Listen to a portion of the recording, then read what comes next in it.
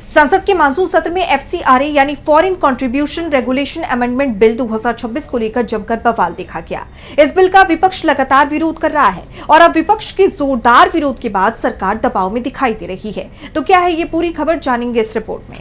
संसद का मानसून सत्र जारी है, जिसमें कई मुद्दों पर विपक्ष और सरकार आमने सामने है। इस बीच सरकार ने foreign contribution regulation amendment bill 2026 या विदेशी अंशदान विनियमन अधिनियम, जिसे एफसीआरए बिल कहा जा रहा है, संसद में पेश किया, जिस पर सरकार और विपक्ष के बीच पहले से जारी टकराव और बढ़ गया। विपक्ष लगातार इस बिल का विरोध कर रहा है। उसका कहना है कि बिल पूरी तरह से असंवैधानिक है। विपक्ष का तर्क है कि इस नए कानून से एनजीओ और कम्युनिटी ग्रुप्स, खासकर अल्पसंख्यकों द्वारा चलाए जा रहे संगठनों को नुकसान हो सकता है।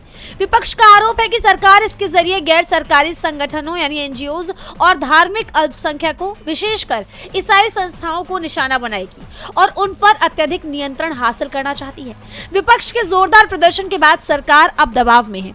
खबर आ रही है कि केंद्र सरकार इस बिल को जेपीसी के पास भेज सकती है। केंद्रीय संसदीय कार्य मंत्री किरेन रिजिजू ने पीएम मोदी और लोकसभा स्पीकर ओम बिरला से मुलाकात की है, जिसके बाद से ऐसी चर्चाएं और तेज हो गई हैं। सरकार भले ही ये सोच रही हो कि एफसीआरए को जेपीसी के पास भेजने से बात बन जाएगी, लेकिन ऐसा नहीं है। विपक्ष इतने पर शांत नहीं बैठने वाला। विपक्ष की मांग है कि बिल को सिर्फ जेपीसी में भेजना काफी नहीं है, बल्कि इसे पूरी तरह से वापस लिया जाना चाहिए। यानी साफ है कि इस बिल पर शुरू हुआ विवाद इतनी आसानी से थमने वाला नहीं है। विपक्ष का विरोध तब तक जारी रहेगा जब तक ये बिल पूरी तरह से पास नहीं होता। जैसा आप जानते हैं कि इस बिल में संशोधन के तहत ये एनजीओ को मिलने वाली विदेशी फंडिंग पर सरकार आसानी से नजर रख पाएगी, जिस पर विपक्ष का कहना है कि ऐसा करके सरकार कुछ खास लोगों और समुदाय को ही निशाना बनाएगी। विपक्ष ने इसे तानाशाही रवैया बताया है। कुल मिलाकर अब इस पूरे मुद्दे पर विपक्ष सरकार पर हावी दिखाई दे रहा है।